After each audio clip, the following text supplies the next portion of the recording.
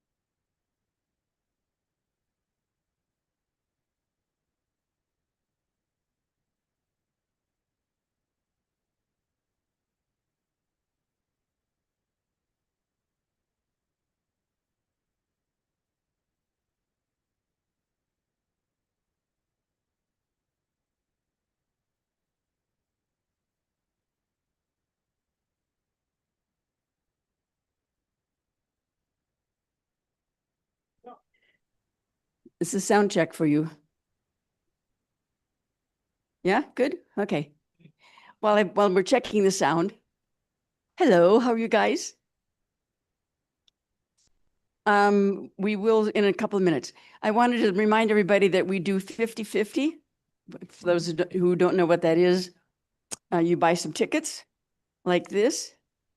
And at the before we have our speaker begin, we draw one ticket and you get half of whatever we've have in the little container over there. So anybody who wants to participate, now's a good time to do that, because we're going to start our meeting in just a couple of minutes.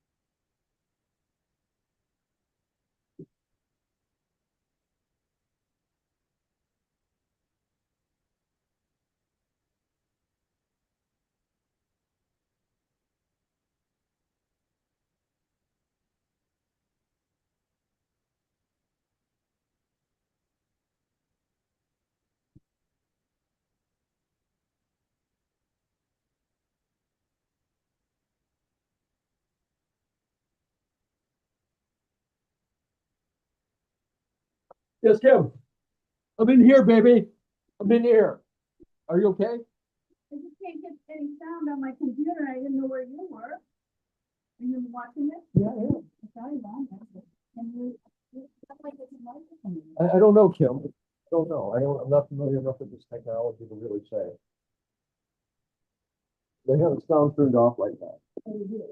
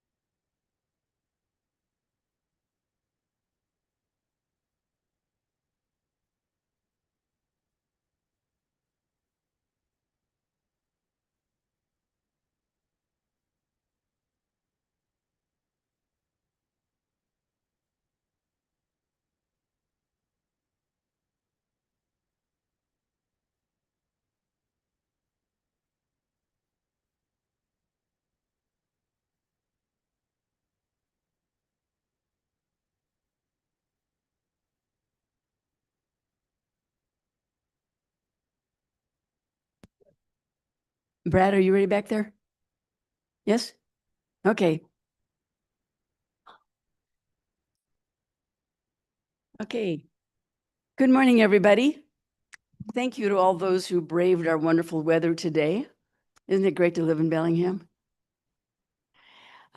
We have a wonderful speaker today, and you can see there's all kinds of things here that you can come up and touch and feel, and things that you didn't see if you had open heart surgery because you were already sleeping. So we're going to talk about that today. I'm going to welcome our friends on Zoom and YouTube. And I think we talked about the 50-50 drawing. What's the count, Peter? $48? 46? So if during the break, if you want to contribute to this and have the chance to win half of it, come on up and do that. Most of us realize, I think, these days that a lot of things have changed. If you go to the grocery store, you might get sticker shock. And a lot of the programs that are intended for some people who are less fortunate than others are facing some pretty severe cuts. So your vice president of the chapter, Susan in the back, raise your hand.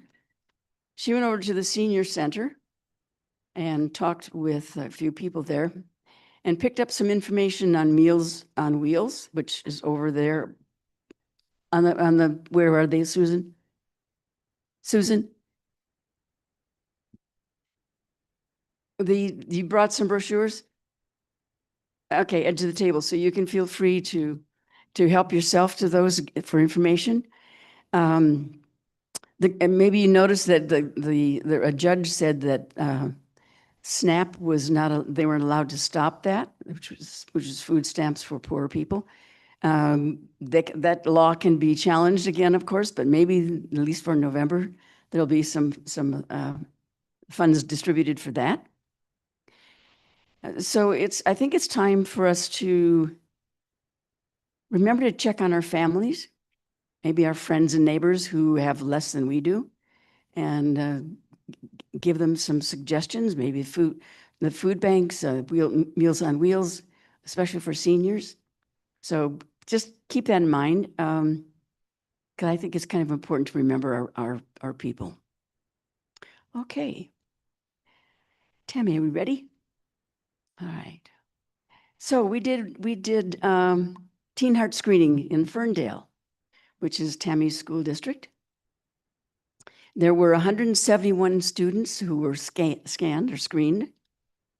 And out of that, they found one adult, because teachers and employees at the school were permitted to take the same screening if they wanted.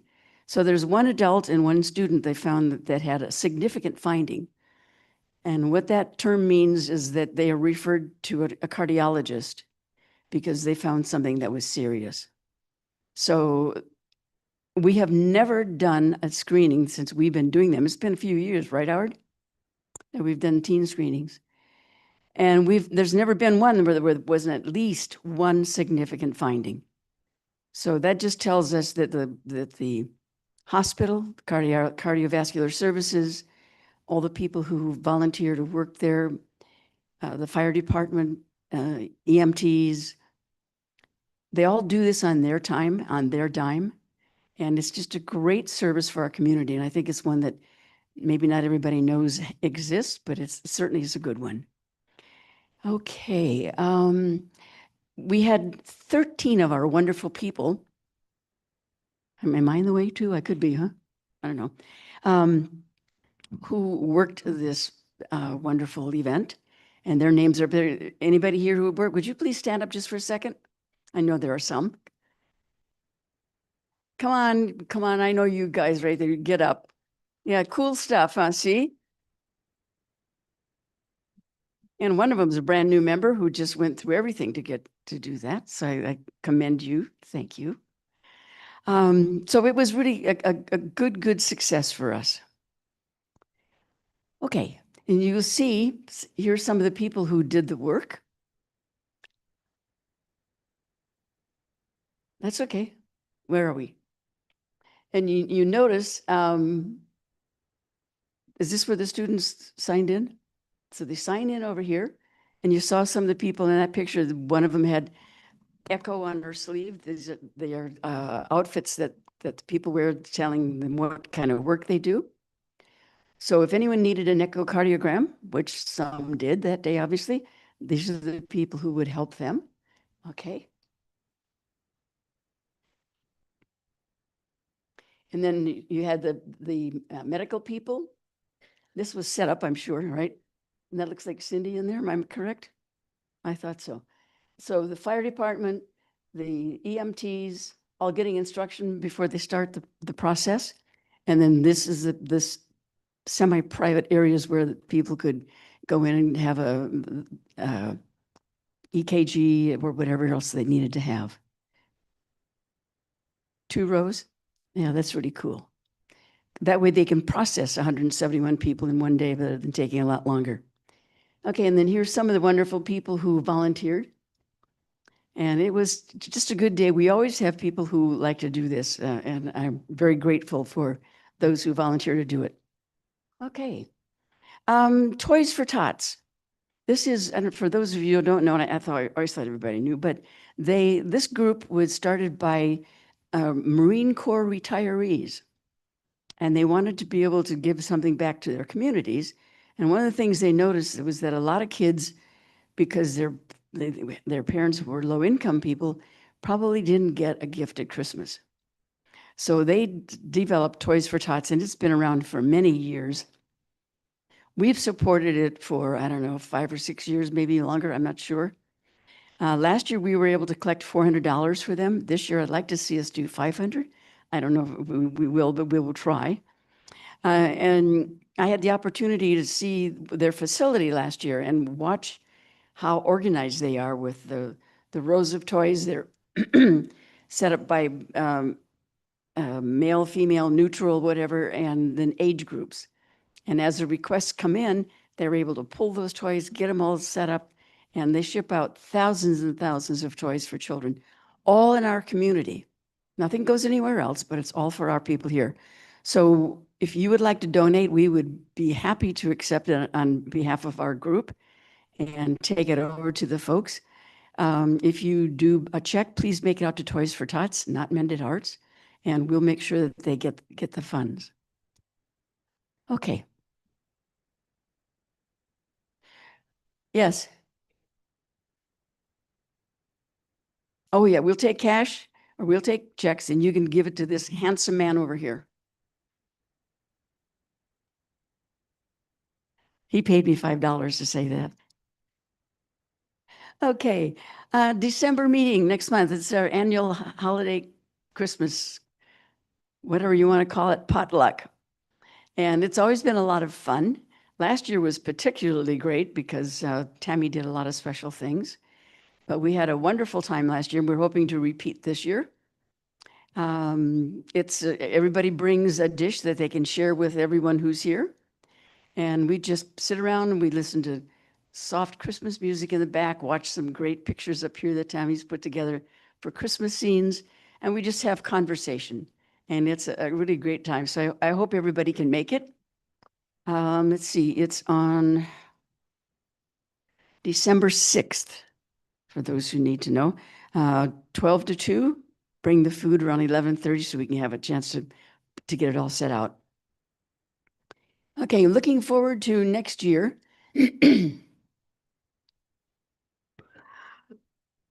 We are the biggest change. Yes. Right here. Right here. Yeah, we expect to see you too. Okay, next year, we're moving our meetings to the second Saturday of the month. We had a number of people who said, gee, the first Saturday kind of seems like there's always a holiday or something going on, the 4th of July, whatever it might be. So we were able to change our meeting time to the second Saturday of each month. It starts in January, and it's same place, same time, right here. And in January, we're going to have the St. Joseph Medical Center Foundation here. They were here maybe 3 or 4 years ago. I asked them to come back because we are a group that likes information. And I don't think people really fully understand what the foundation does. We know from a personal experience what it can do because Dr. Douglas is retiring. How many people had surgery with Dr. Douglas? Yeah, see quite a few hands go up. He's retiring at the end of the year. At least that's the best date we've got for him currently. The foundation went to him and they said, because he started the very first open heart surgery at St. Joseph. So he's been here a long time and he has done many, many, many, many, many surgeries. The foundation said, we would like to start an endowment in your name. Well, he was flabbergasted. In order to start an endowment, you must have collected $50,000.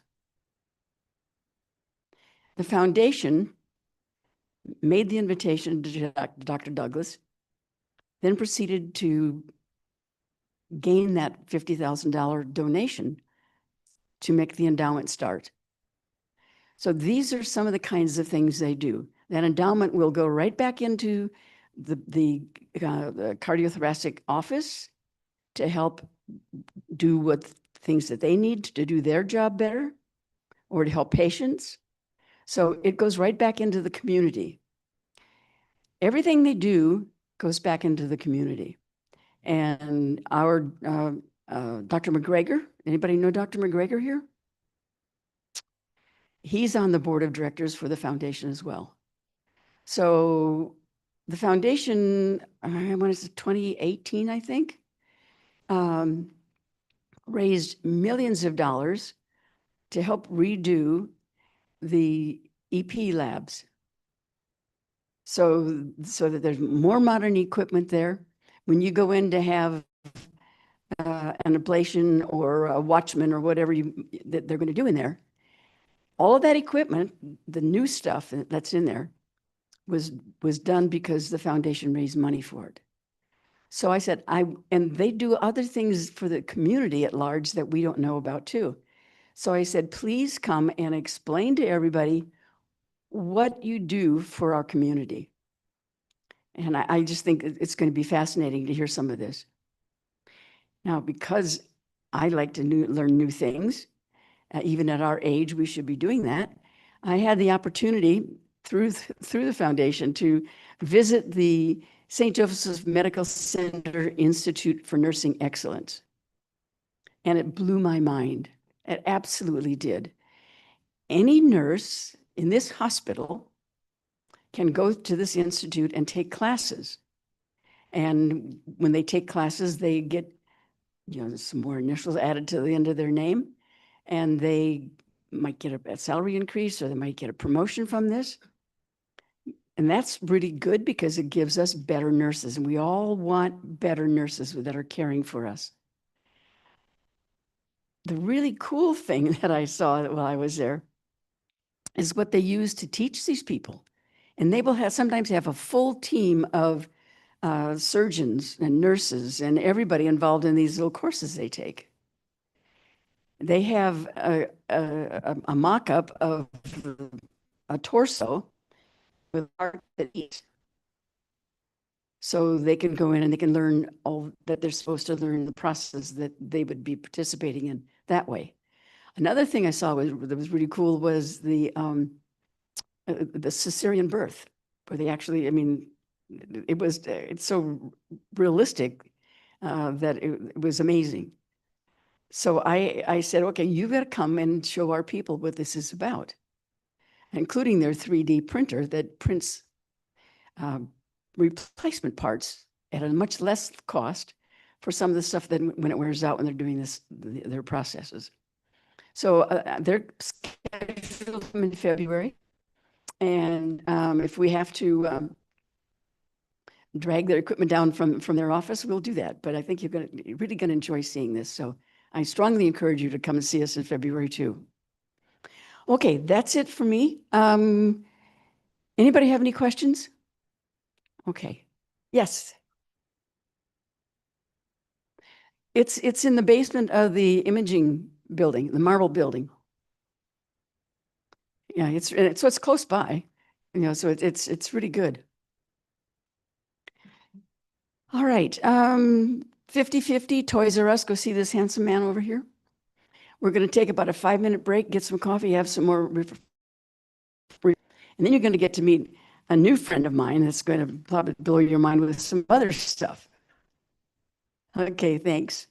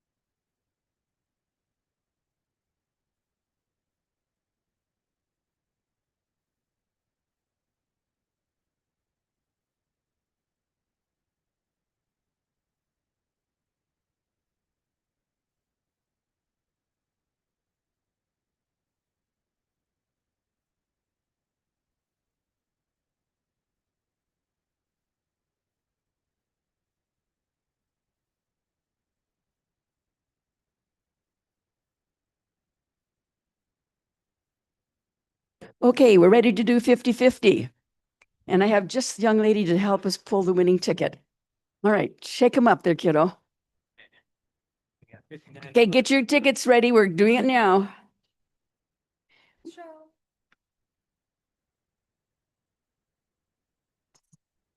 Read it off. Oh, I get to read it too. Sure.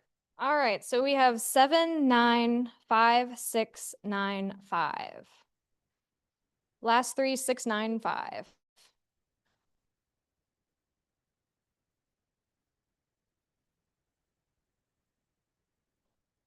Who won? Oh, Brett is the winner. Woohoo.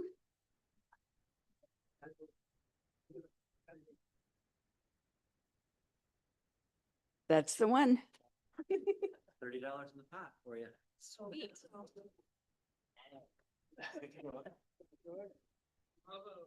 There you go. See, everybody's a winner.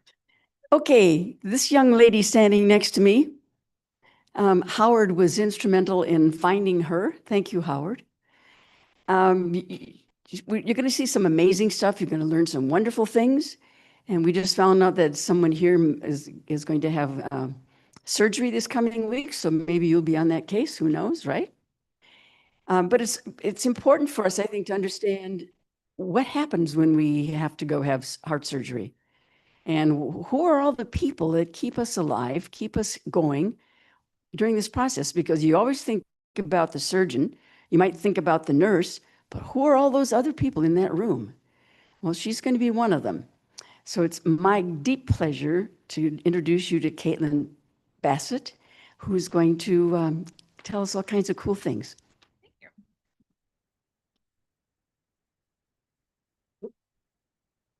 Well, good morning, everybody. Thank you guys for braving the atmospheric river that we have going on out there right now. A little bit about my background. I'm not originally from Washington. I'm originally from Georgia. I grew up southwest of Atlanta. I was there until I was about 21, and then my husband and I moved to Charleston, South Carolina, and I was at Ecotech for about 5 years.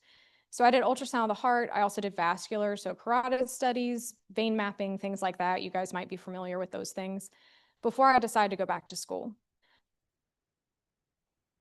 Yes, ma'am. Closer. Is this better? Okay, thanks. I'm not used to a microphone, so I apologize. So I attended the Medical University of South Carolina for perfusion school. And I got my first job in Olympia, and kind of a funny tidbit about perfusion school. They actually had me sign a piece of paper stating that I might not be able to work or live in the exact place that I wanted to because perfusion is so small.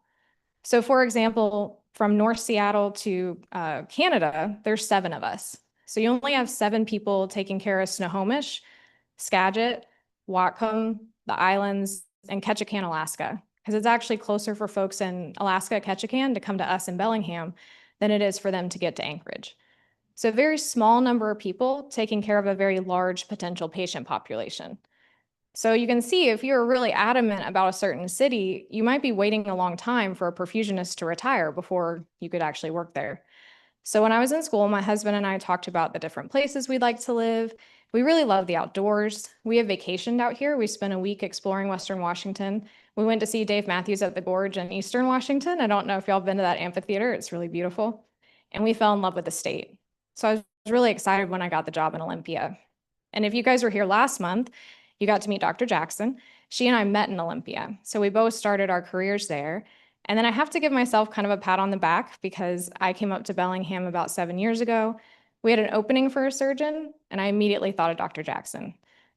One thing is she's a very talented surgeon, but more importantly, she's a really amazing person. And I'm sure you guys picked up on that last month.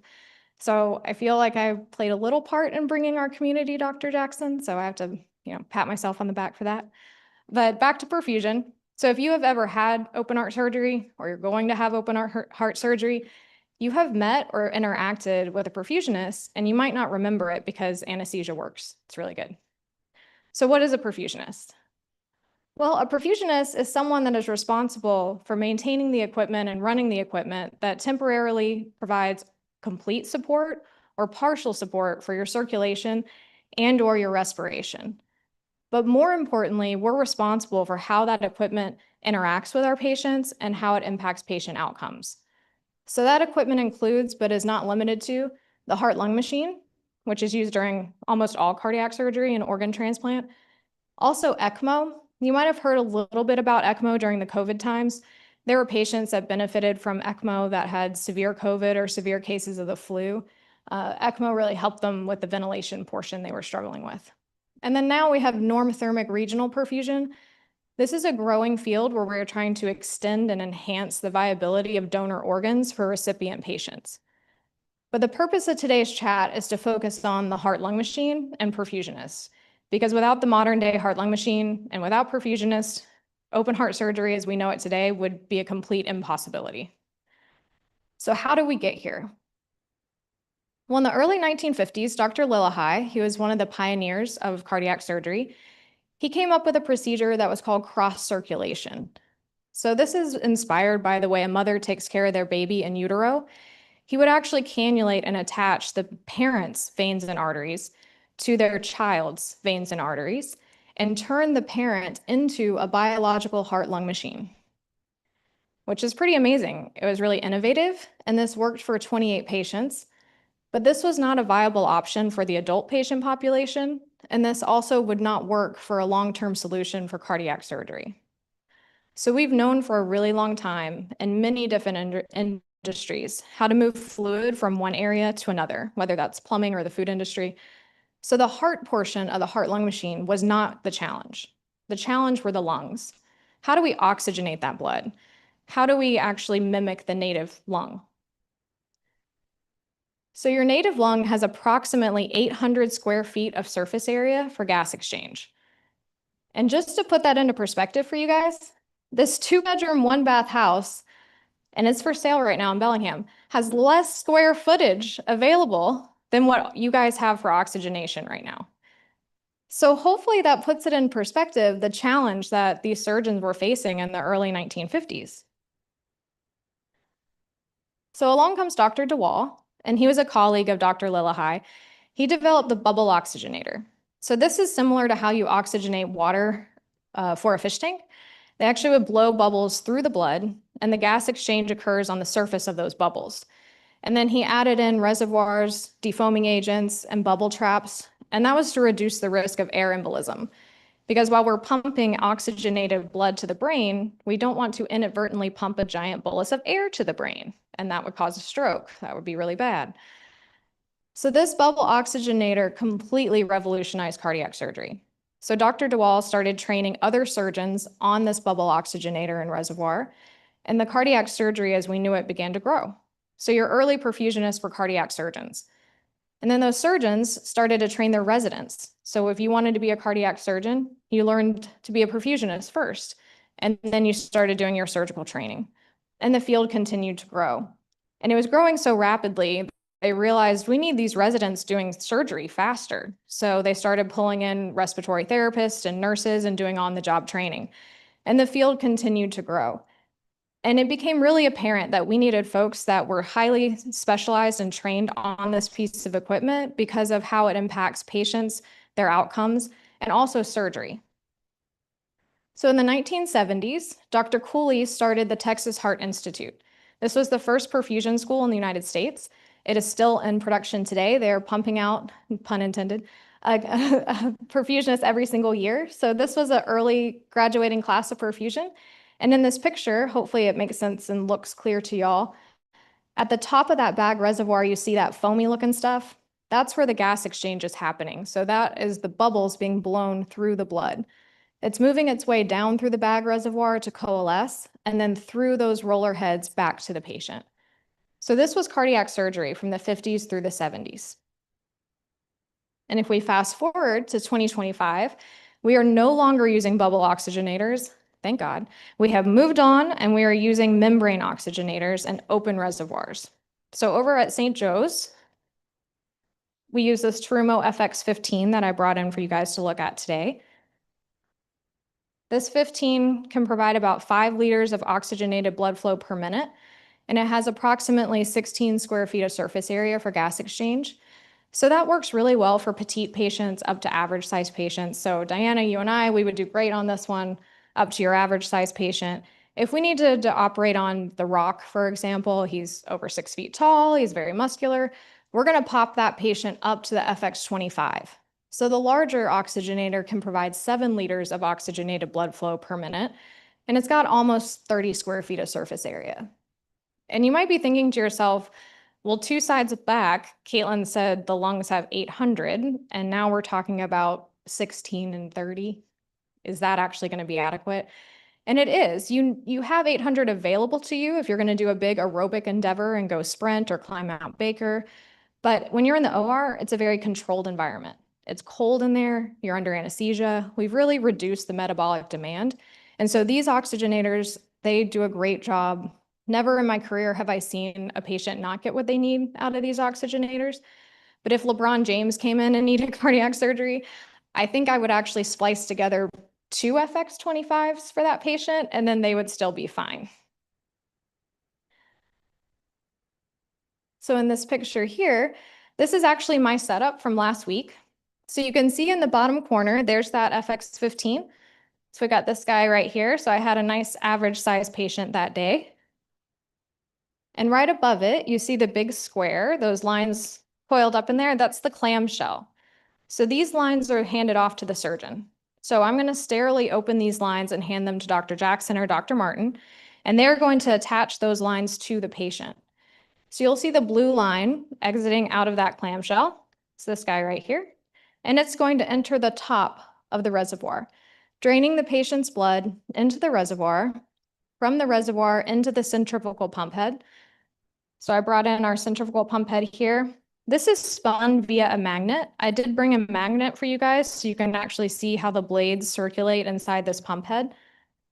Those blades, they spin at roughly 2,500 RPMs during a pump run. And it's going to exit into the side of the oxygenator and then out the back, this red cap here. The red cap is going to attach to the arterial line, and from there go up into the clamshell, or when we're on bypass, Dr. Jackson will attach that to the patient's aorta. So what you're looking at is the main circulation of the heart-lung machine. Those are the disposables that are providing the primary circulation. And we say disposable because these are thrown out every single case, they're not reused, just FYI. If we move over, there are 3 roller heads over there, and those contain your suckers and your vents. So when your chest is open, any blood that is spilt is suctioned and evacuated out of the chest and returned to the main circulation of the heart-lung machine. So those suckers enter into these side ports here. And the reason for that is we're trying to reduce your risk for blood transfusion.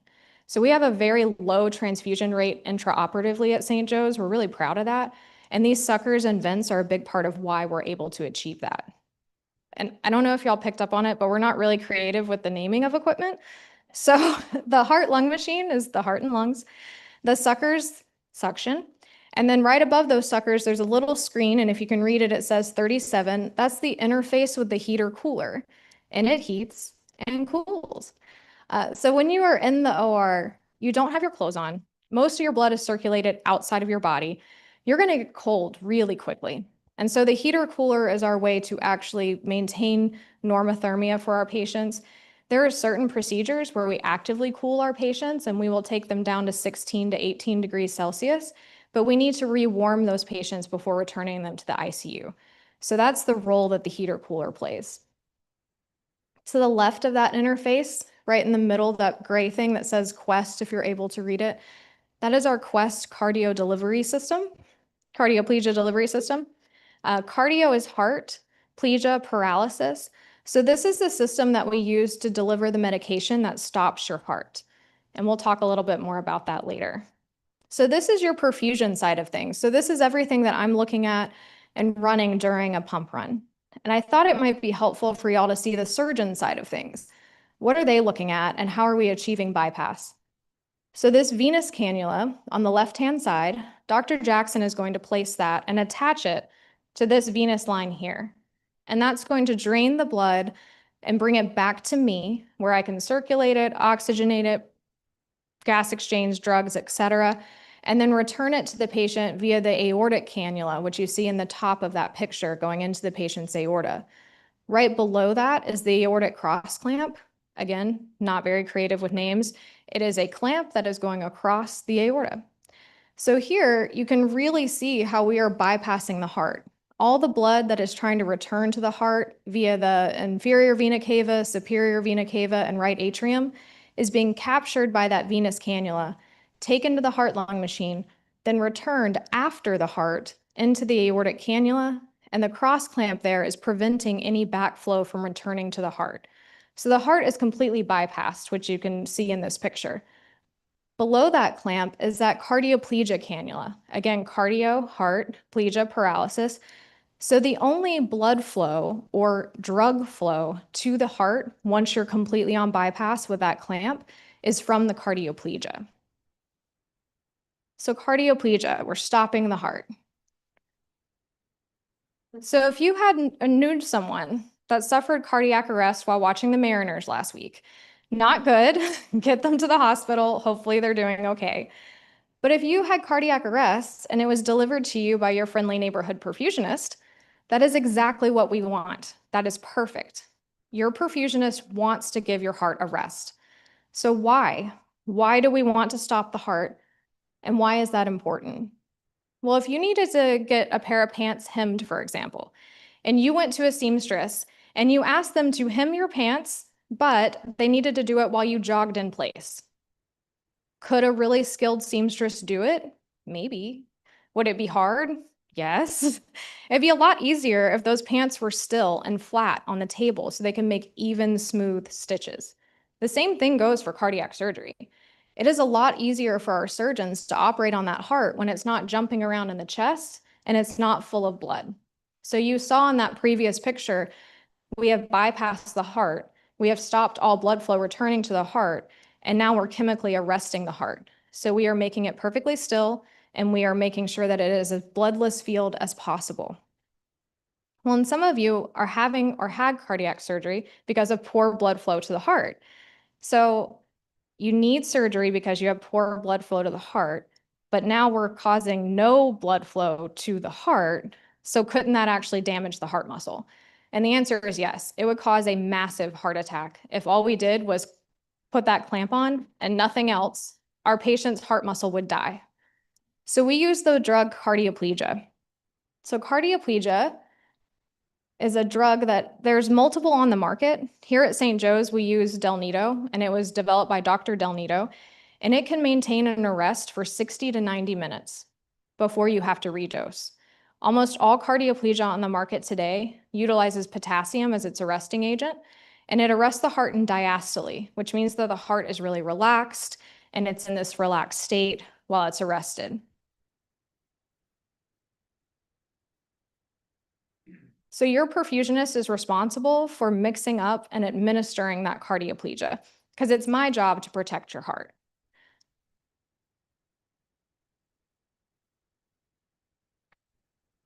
So I've used the cardioplegia to protect your heart, so that's good. But I'm sure there's a lot of other vital organs you guys want functional by the end of surgery, like your brain, for example. So your perfusionist is actually responsible for all of your organs.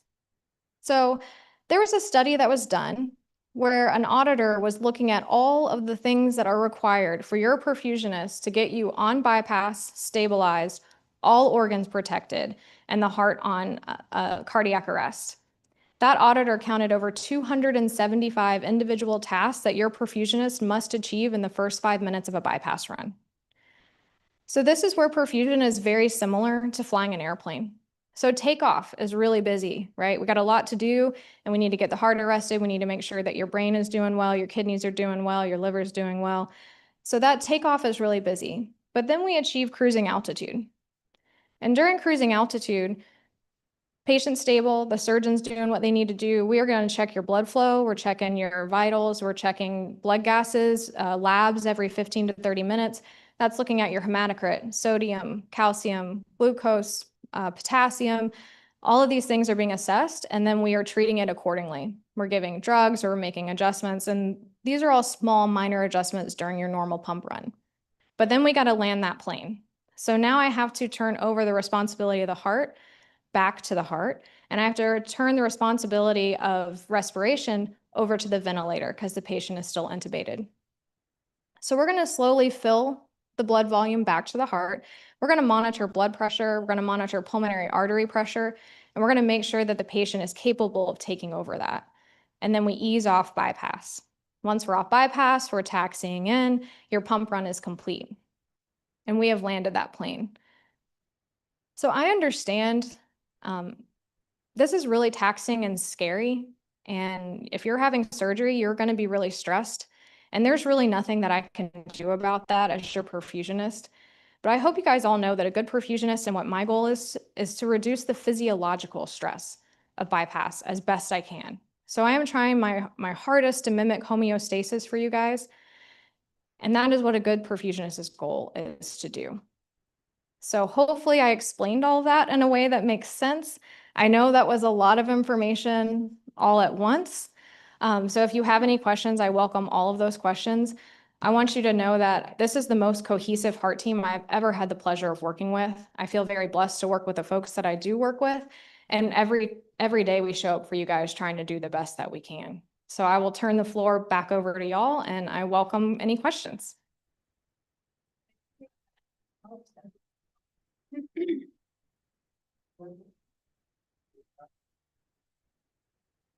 Oh. Will I be aware of any of this that's going on? No. Oh. As long as your anesthesiologist has done their job, you won't even remember seeing me. As a two-time veteran, no. No, no, no. Versed is an amazing drug. I'll tell you that. How long did you go to school to learn all of this? How long does, it's not a 6-week course, obviously, No, right? no. I actually was the last graduating class from the Medical University of South Carolina, where it was a bachelor's. They were in transition to being a master's program. Most perfusion schools are now masters. Because the field is so new and small, it was a lot of on-the-job training and has slowly gone from on-the-job training, certificates, bachelor's, and now masters. So I went 4 years, but now it's technically, I guess, 6 because it's a master's program. So you have 6 years of training, education, Yes, ma'am. before you do what you do. Yes, ma'am. So you see, this isn't just a little simple process that your body goes through, and her responsibility is outstanding. I think she really is from Georgia. She said, yes, ma'am. Well, if my mom was watching right now, she would kill me if I didn't. Not a question. I just want to say it's absolutely amazing, the machinery and you as the operator. And I really hope you get paid really, really, really well. I'll tell my boss. Does she? I tried. Thanks. So before I had my surgery, my wife and I did a lot of research on the internet, and we learned about perfusion. What we didn't learn about, and I don't know why, but the effect on the lungs is so drastic that I mean, it took me probably 2 weeks before I could walk a mile, so to speak. Mhm. And the exhaustion of walking was just incredible. Can you explain a little bit about that? And it was hard because of breathing. Yes. Is that what you're saying? Yes. Yes. So I kind of glanced over this a little bit, but the physiological stress of bypass is huge. Your body kicks off this giant inflammation response to being on bypass. Your body knows that all of its blood is circulated outside, and so it kicks off that whole cascade. And you're right, it does impact the lungs a great deal. It causes a lot of inflammation, and it causes a lot of third spacing of fluid that you have to get moved along. That's one area. Actually, I went to a conference recently, and we've started to add different things in to try to help the lungs. So I didn't bring it in today, but we actually have a little hemoconcentrator. And again, we're not super creative, so hemo, blood, and concentrate your blood. But we actually wash the blood, and they've noticed a correlation between washing the blood through the hemoconcentrator, and it removes some of those inflammatory markers. And it's shown to get people off the ventilator faster and improve those side effects. So I think it's a big part of why we practice medicine. We're trying to get better at it all the time. So hopefully that answered your question. A big part is that inflammation cascade. And your lungs and your kidneys typically take the biggest hit. I following my surgery, because Dr. Douglas is my idol, I was cursing him. So I felt like I was 125 years old for about 2 weeks. Those first few walks, I think that's just normal. So.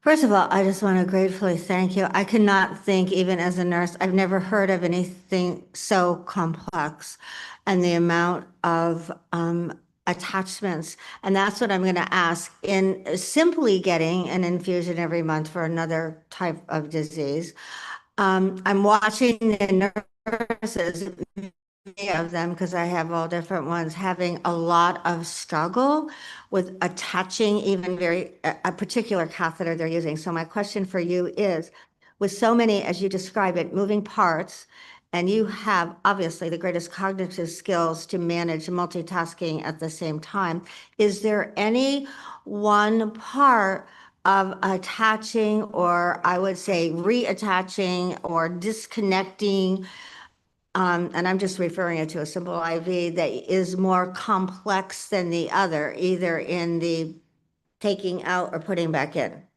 Yeah, and you're right. There's a lot going on with all these disposables, and I would say the cardioplegia system that we use to stop and start the heart is the most complex. And depending on your formulation, we use Del Nido, which is actually slightly more simple. But Dr. Douglas, when I first started here, he actually used something called microplege. He switched to Del Nido.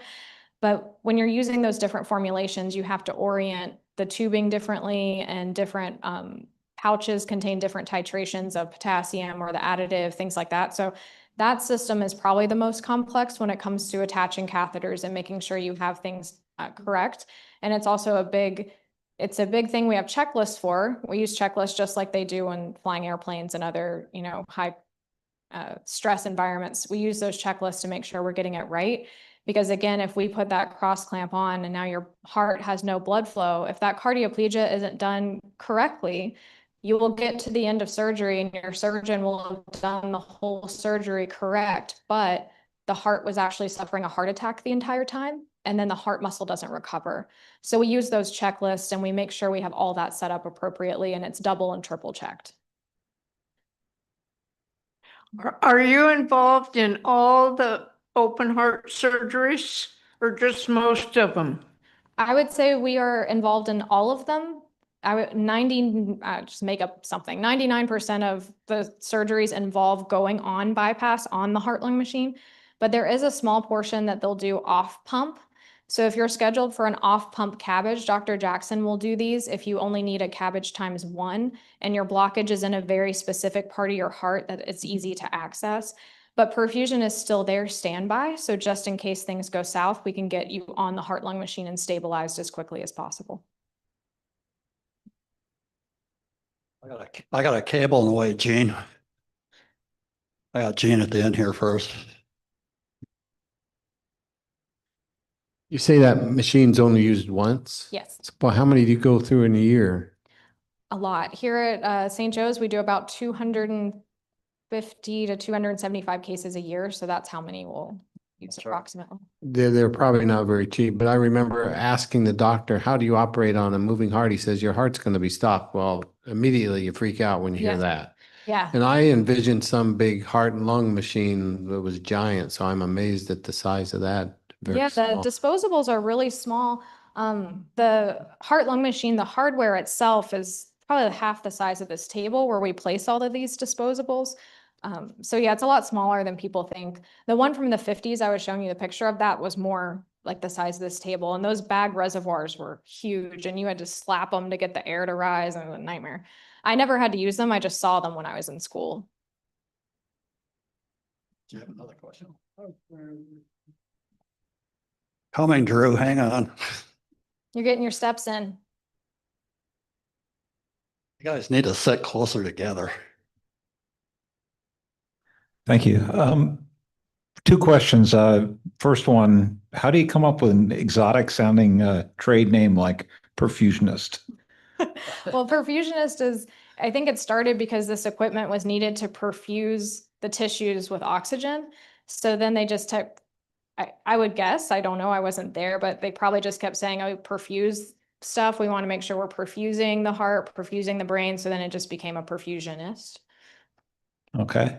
Second question, that heart-lung apparatus you have there, to me, that looks very big. I'm thinking what percentage of the body's blood inventory is being used to fill that thing, and then all the intermediate tubing and so forth that you need to pump the blood back and forth from that. That's why I was saying you get cold easily, because all of your blood volume circulates at some point outside your body. So if you wanted to take a gander at that, if I were to estimate, if I was taking care of you on bypass, I'd probably have about 2 liters of blood just in here and filling that tubing. A fun little mathematical equation, if you ever wanted to do it, is whatever your body weight is in kilograms, multiply that by 70, and that's your estimated blood volume in liters.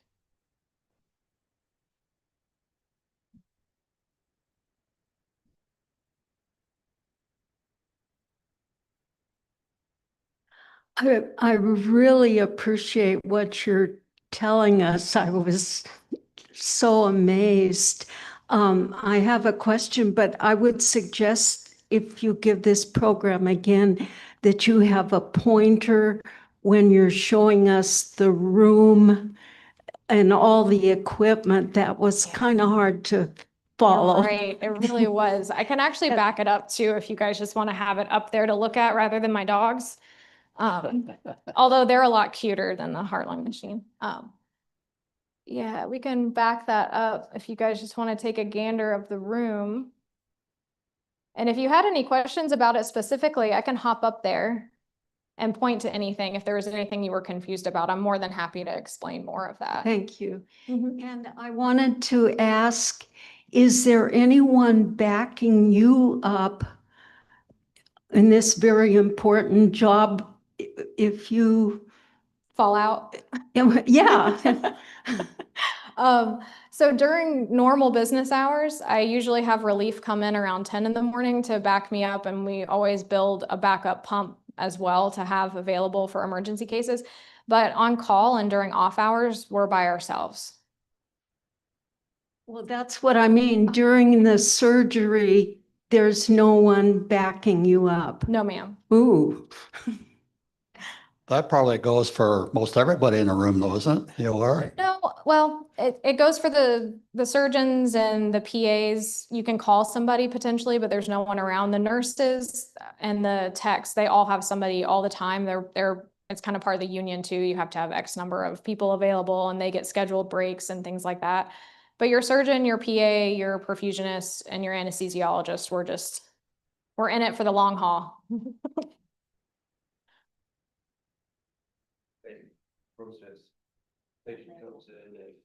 Drew over here is a retired engineer. You may not get that back. Well, that's fine. Feel free to take off caps and do whatever you want to it. This is all educational stuff, so it depends on the surgery. Oh, no, that's okay. Did you want to say something? After. Okay. What I wanted to know was, I know you probably have, like we used to have all the time, you were talking about audits and people in the room. Is there any, I would say, correlation to any of the equipment, or when, or does it happen, which can happen at sites of infection? Is there anyone keeping track of, or has there been with the equipment itself, in attaching, reattaching, all this, an infection rates, and what kind of, I mean, I always think MRSA here and MRSA there. Right. Is there, I mean, I just do Yeah. after many MRSA cases, but in any event, does that happen? We actually have really low infection rates here. Sometimes you'll see chest infection, like from the sternal wound. That's something that you could speak more to Dr. Jackson about. Those tend to be more like what you're talking about, like a MRSA or something where it lives on our skin already. And so if that patient is like immunocompromised or something, they're at risk for infection anyway. But all of these disposables, that's part of why we throw them all out at the end of the case. This pump has to be put together sterilely. I have to hand these lines off to the surgeons sterilely as well. The surgeons are all scrubbed in, everyone's scrubbed in. So it's all a completely sterile environment. Is there risk for infection? Always, patients are exposed and things like that, but there's very little risk of infection from these disposables themselves. I'm curious about how long it takes for this procedure. Of course, the obvious thing is that you have to wait for the chest to be cracked open before you can do anything. And then when you're doing what you do, is there anything else happening Before you go on bypass? before I go on bypass? And yes. Yes, so depending on the surgery, if you're having a valve replaced, then there's very little time between opening the chest and going on bypass. But if you're having if you're having CABG or you're having a bypass surgery, then you actually have your veins harvested and the surgeon opens the chest and spreads the chest wall and then they take down the IMA. And so that takes time before we go on bypass. So it's a great time to go to the bathroom or get breakfast if you're the perfusionist. The surgeon, depending on how difficult or easy it is to take down that mammary artery, it can take anywhere from 30 minutes to 45 minutes before you're going to get on bypass. About 10 years ago, we had a perfusionist come and talk. And the equipment you brought today, I remember saying that was roughly $15,000, one and done. I assume the price has gone way up. I honestly have no idea. I'm kind of glad you don't know. Yeah. Because I do know that the hardware, like this heart-lung machine, this is actually our new one. We got it 2 years ago and it was $250,000 for the hardware portion of the heart-lung machine, which is not disposable. We will have that puppy for a long time. None of the parts of these equipment. No, sir. No. Yes, sir. This is called an integrated material filter. Correct. What precisely are you looking at with this bag here? So because like I told you, you open the chest and anything spilt inside the chest, that blood is returned via the suckers. Potentially, you could have bone chips or tiny pieces of tissue that are getting sucked up in the suckers. And so it actually you'll notice all these ports go into this sock. And so that's filtering out any, potential tiny pieces of things you don't want in your circulation. We used to have external filters for that, and we would blow CO2 through them, but now they've integrated them, which is really nice. This mag filter here, or Yes, that's the centrifugal pump head. Mhm. that's a pump. Yes, sir. So that's the heart part of the lung. Heart part of the heart lung machine, the lung part of the heart lung machine. This is spun. There's actually a big flat magnet that goes here, and it spins about, like I said, 2,500 RPMs. It actually floats above the magnet to reduce heat and help us reduce hemolysis.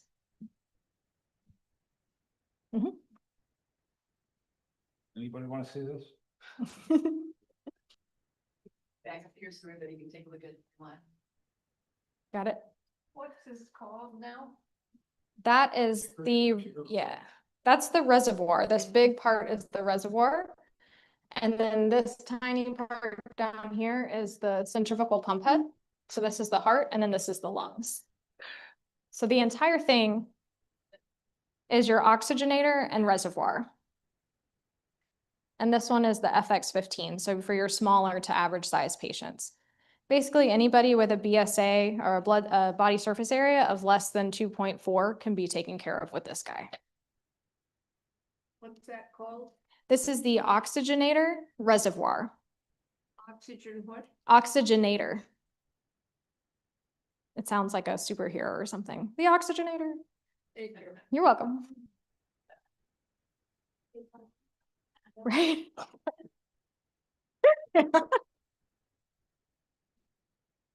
I am just astounded at the amount of care that we get in America. So I'm just wondering, it would seem to me by the prices of things, the high intensity amount of training and care, would you say in America, especially with, I'm astounded in being around the world and on the mission field, especially in that 1040 window, it would seem to me that what you're doing is pretty state of the art in compared to around the world what's offered. Do you know of any other country that is this intensive as far as excellence in heart care?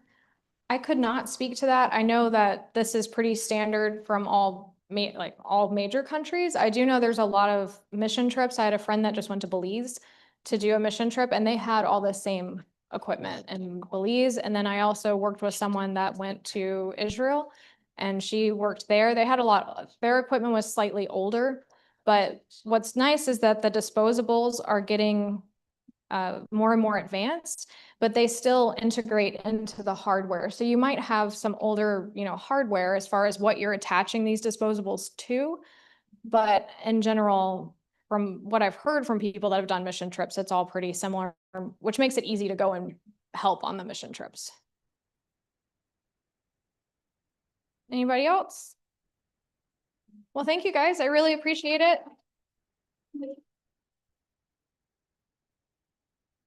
I just want to say one last thing, Diana, that a couple of months ago at a meeting, we announced that you were coming. And Diana asked me to say a few things, unfortunately.